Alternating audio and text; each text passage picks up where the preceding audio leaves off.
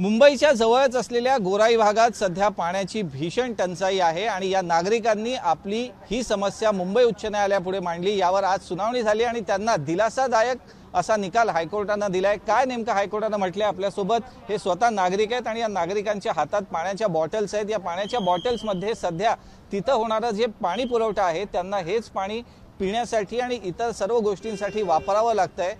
पाणी अशुद्ध आहे, त्याचा पुरवठा देखील कमी दाबाने होतोय। काय नेमक्या समस्या आहेत आपल्या सोबत स्थानिक रहिवासी आहेत संघटनेचे, तुम्ही सांगा नेमक्या काय समस्या आहेत आणि हायकोर्टात तुम्ही कशासाठी आला होता? आमच्या गावात पाण्याचा जे प्रॉब्लेम आहे ते काही वर्षापासून आहे, म्हणजे लॉकडाऊनच्या अगोदरपासून, आणि कित्येकदा पत्रव्यवहार झाला, मोर्चे काढले तरी आम्हाला काहीच त्याच्यावरती उपाय मिळत नव्हता। सक्शन टँकचं त्यांनी बीएमसीने प्रपोजल जे केलेलं आहे ते एवढ्या स्लो प्रोसेसने चाललं होतं की आम्हाला पाण्याचा एवढा त्रास होता। आता हे विहिरीचं पाणी आहे, हे ज्या बॉटलमध्ये आहे विहिरींचं पाणी आहे। या विहिरींच्या पाण्यावरती लोकांना जगावं लागते, कारण सर्व घरांपर्यंत पाणी पोचत नाही आणि सर्वांकडे बीएमसीचे नळाचे कनेक्शन पण नाही। पण ते कर्तव्य आहे बीएमसीचं की सर्वांकडेच साफ आणि शुद्ध पाणी पोचावं। विहिरींबद्दल सुद्धा आम्ही पत्रव्यवहार केला होता आणि त्यांनी असा जबाब दिला की विहिरी आम्ही बांधल्या नाही तर आम्ही कशाला साफ करायच्या, आणि ह्या सरकारी विहिरी आहे। काही विहिरी तर 1929 साली कन्स्ट्रक्शन आहे, त्याच्यावरती लादी पण आहे।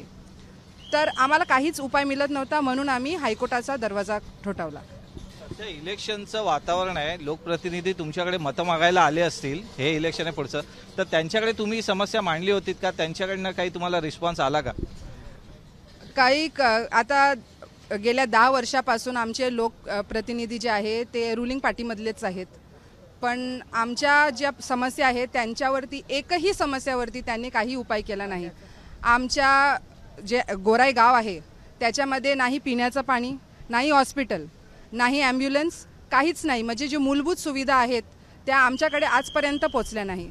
पण जे तलावाचं सुशोभीकरण आहे, म्हणजे जे त्यांच्या सोयीस्कर आहे ते करतात लोकप्रतिनिधी, पण आमच्यासाठी ते काहीच करत नाही।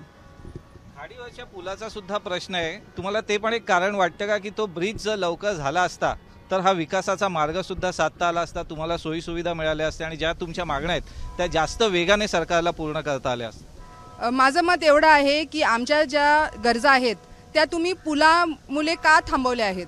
म्हणजे पूल झाला तरच तुम्ही आम्हाला सुविधा देणार का? लोकांची जी हे आहे डेव्हलपमेंट आहे आणि जी सरकारची डेव्हलपमेंट आहे त्याची परिभाषा एकदम वेगळी आहे। तुम्ही पहिला आम्हाला डेव्हलपमेंट म्हणजे काय, आम्हाला सोयी द्या, सुविधा द्या। पुलाबद्दल तर आपण नंतर पण बोलू शकतो। आपल्यासोबत वकील सुद्धा है ज्यांनी कोर्टात त्यांची बाजू मांडली। कोर्ट ने क्या कहा है, किस तरह से अब वाटर सप्लाई देने के लिए गोराई गांव में? देखिए, कोर्ट ने बहुत भारी ऑब्जर्वेशंस किए हैं बीएमसी पर। उन्होंने बीएमसी ने ओरली हमको कमिट किया था कि वो 4 टैंकर्स भेजेंगे डेली, लेकिन for 2000 families it is not enough. Court ने भी यही कहा। कोर्ट ने कहा कि 4 टैंकर्स आर नॉट इनफ। उन्होंने कहा है कि 10 टैंकर्स आपको भेजने पड़ेंगे डेली, सुबह, दोपहर और शाम को। ये डायरेक्शन भी उन्होंने बीएमसी को दिया है और कहा है कि जब तक सक्शन पंप और टैंक कंस्ट्रक्ट नहीं होता तब तक आप 10 टैंकर्स उनको डेली भेजिए, सुबह, शाम और दोपहर को। सध्या किती लोकसंख्या आहे आणि हे जे दिवसाला 10 टँकर्स आहेत ते तुम्हाला वाटतं का की पुरेसे आहेत की आणखीन तुमची मागणी आहे?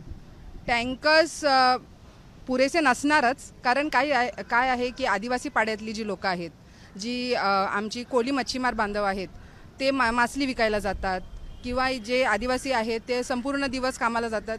ते टँकरचा पाणी आल्यानंतर तिथे उपस्थित पाहिजे पाणी भरायला, ते पण एक चॅलेंजच आहे। पण जे कोर्टाने ऑर्डर दिलेली आहे ती तरी सध्या आम्हाला पुरेशी आहे, म्हणजे आताची जी सध्या परिस्थिती आहे त्याच्यावरती तरी आम्हाला काहीतरी रिलीफ भेटणार। कायमचा उपाय म्हणून तुमची काय मागणी आहे? टँकर्स तर टेम्पररी आहे, जे कायमचा उपाय ते काय? कायमचा उपाय म्हणजे आमच्या ज्या विहिरी आहेत त्या तुम्ही आधी साफ करा। रेन वॉटर हार्वेस्टिंगला तुम्ही प्रथम, म्हणजे जे सस्टेनेबिलिटी आहे आणि जे नॅचरल वॉटर बॉडीज आहेत ते तुम्ही मेंटेन करा। पाण्याचं प्रेशर वाढवा। मनोरीला वेगळं टायमिंग ठेवा, आमचा जो पाणी येतो तो पी नॉर्थ वॉर्डवरून येतो। मनोरीला वेगळं टायमिंग ठेवा, आमच्या गोराईला वेगळं टायमिंग ठेवा, नाहीतर आम्हाला आर सेंट्रल वॉर्ड करून पाणी द्या। ह्या सर्व उपाय आहे, हे सर्व केल्यानंतर आमचा पाण्याचा तर प्रश्न सॉल्व्ह होईलच।